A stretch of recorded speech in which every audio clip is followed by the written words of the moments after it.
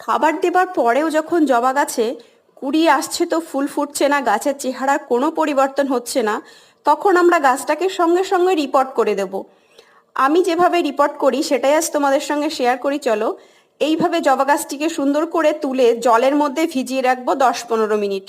জবা গাছের সমস্ত মাটিগুলো গাছের গোড়া থেকে এত সুন্দর ঝরে যাবে, গাছের শিকড়ে কোনো টাচ পড়বে না। এবার আমি নতুন মাটি দিয়ে গাছের মানে টবটাকে রেডি করব।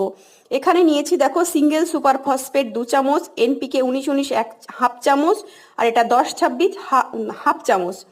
এইভাবে এর সঙ্গে কিছু চা পাতা 2 মুঠ মতো আমি চা পাতা মিশিয়ে টবটাকে রেডি করব।